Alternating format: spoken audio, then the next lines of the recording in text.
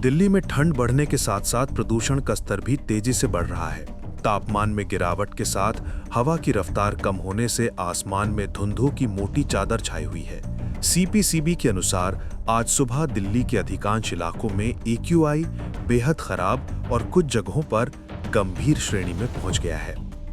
Delhi NCR की हवा लगातार जहरीली बनी हुई है। दिल्ली की हवा में घुला ये जहर यहाँ रहने वाले लोगों की सांसों पर भारी पड़ रहा है। बढ़ते प्रदूषण की वजह से लोगों को काफी दिक्कतों का सामना करना पड़ रहा है। वहीं आज मंगलवार शाम दिल्ली की हवा एक बार फिर खतरनाक स्तर पर पहुंच गई। पूरे शहर में प्रदूषण तेजी से बढ़ा और कई जगहों पर एयर क्वालिटी गंभीर कैटेगरी में पहुंच गई।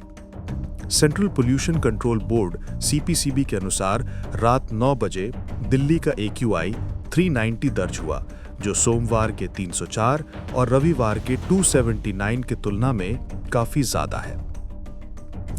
शहर में सुबह से रात तक कोहरे के साथ स्मॉग छाया रहा। मंगलवार को 40 में से 17 एयर पोल्यूशन मॉनिटरिंग स्टेशन में AQI 400 पार रहा। दिल्ली के चांदनी चौक में 470, आनंद विहार में 420, नेहरू नगर में ये 443, वजीरपुर में 429, विवेक विहार में 437 दर्ज किया गया। दिल्ली में एयर क्वालिटी मैनेजमेंट के लिए डिसीजन सपोर्ट सिस्टम DSS के आंकड़ों के मुताबिक दिल्ली में प्रदूषण के बड़े कारण ट्रांसपोर्ट, पराली है। मंगलवार को गाड़ियों से फैले प्रदूषण का हिस्सा 18.42% था।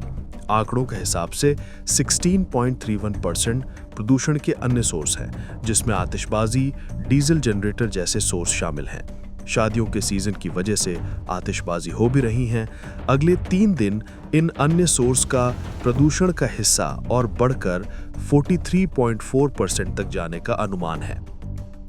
वैसे दिल्ली हाईकोर्ट बुधवार को उस याचिका पर सुनवाई करेगा जिसमें राष्ट्रीय राजधानी में खतरनाक स्थिति में चल रहे वायु प्रदूषण को कंट्रोल करने के लिए तुरंत कदम उठाने की मांग की गई है। मंगलवार को याचिका जस्टिस सचिन दत्त की बेंच के सामने सुनवाई के लिए आई, जिन्होंने कहा कि ये अर्जी एक जनहित याचिका की तरह है और इसकी सुनवाई संबंधित डिवीजन बेंच को ही करनी चाहिए। याचिका में कहा गया है कि पिछले अक्सर बहुत खराब, गंभीर और खतरनाक कैटेगरी में पहुंच जाता है। ग्रेटर कैलाश 10 वेलफेयर एसोसिएशन द्वारा दायर याचिका में कहा गया कि एयर पोल्यूशन को कंट्रोल करने के लिए सरकार तुरंत और लंबे समय के लिए असरदार और साइंटिफिक आदेश पारित करे। फिलहाल के लिए बस इतना ही। बाकी अपडेट के लिए बने रहिए वन इंडिया के साथ। Subscribe to One India and never miss an update. Download the One India app